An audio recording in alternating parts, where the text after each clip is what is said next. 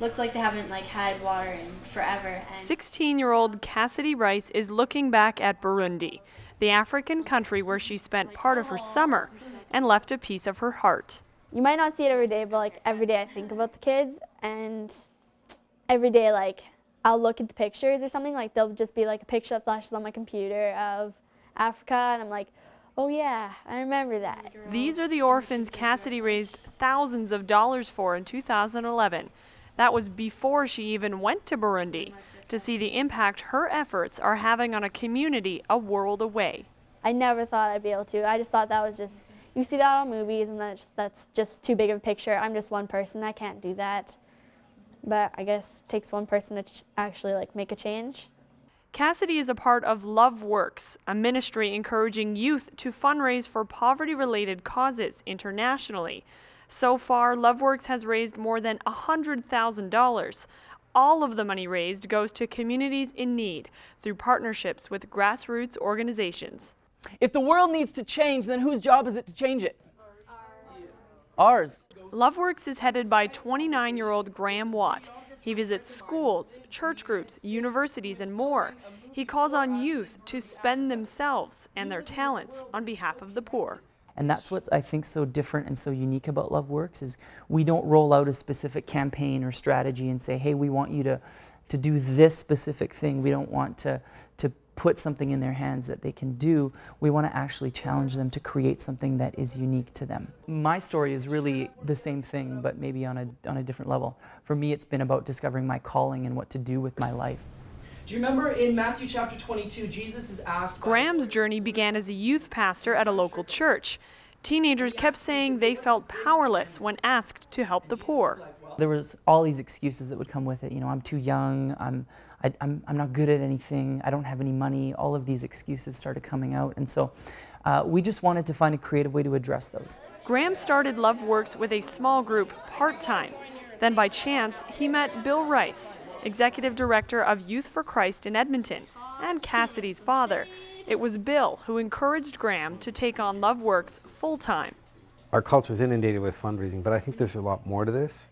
It's engaging people to be really part of the kingdom stuff that Jesus called us to. And I just told Graham, this is something that could be doing a lot, and your vision's big and it should be expanded. Kids all over the world could be doing this.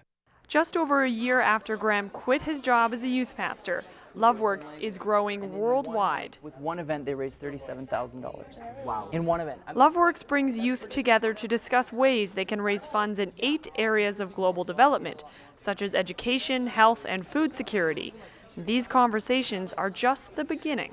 We live in a day and age where it's cool to care, where everybody's making it easy. And so we also encounter this mentality that, oh, I clicked like on Facebook, or I joined this cause online, and so I've done my part. And so we battle against that, because what we say to them is that's not enough. Loveworks calls for action. When Cassidy heard about it through her dad, she started thinking up ways she could get involved. I'd have my friends just come over, we'd sit on the couch just for one evening, we'd just sit down, write a whole bunch of ideas of what kind of things would be fun for people to come out and donate to. So we ask them first to grab some friends, and then to get together and brainstorm it. What do we like to do? What are we good at? What comes easily to me that is difficult for other people? And so helping them identify those things. Loveworks alumni have held everything from bake sales to pep rallies to raise money. Cassidy used her social skills to rally the troops in a bowl-a-thon for Burundi. Hundreds of her friends and fellow students came out. The money we raised is going to the education of orphans.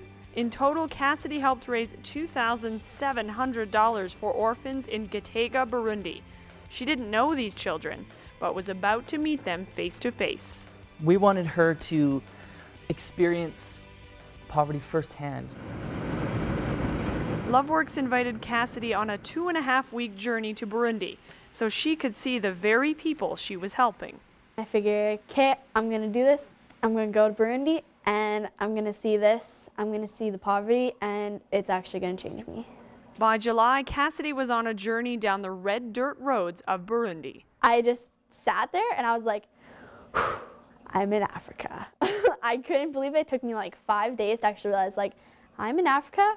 I'm not anywhere close to home. This is kind of freaky. Cassidy, Graham, and Loveworks team members went straight to Gitega, the second largest city in Burundi.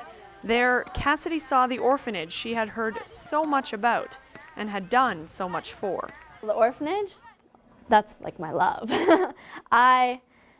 The kids there are so precious. They're all so loving, and they actually love to give love and they love to receive it as well. It changed my perspective on poverty and just how people are so needy, and because you don't see that here. Near the end of her trip, Cassidy says she realized poverty wasn't just numbers, but faces, and she broke down in tears. It hurt me to see them hurt, and I couldn't do anything about it. Just like that whole experience just showed me, like, yeah, God still cares, and I guess this was a challenge to bring me there, just to kind of shake me a little bit. But that was definitely a memorable time, just because it hurt me so much. Some people say to us, why do you bring students? It costs you $3,000 to take a student to Burundi. Wouldn't that money be better spent elsewhere? Or wouldn't that money be better spent on a water project? And part of my response is our mission, what we are up to, what Loveworks is about, what we're trying to do, is we are trying to raise up a generation after God's own heart here in Canada. Upon her return, Cassidy continues to share her experience with friends and classmates. She's even working on starting a Loveworks group in her school. Graham seems to have come full circle too. The trip to Burundi inspired him to set up a long-term Loveworks campaign there. While there may be big differences between youth here and those in the developing world, Graham will keep breaking down those barriers through Loveworks.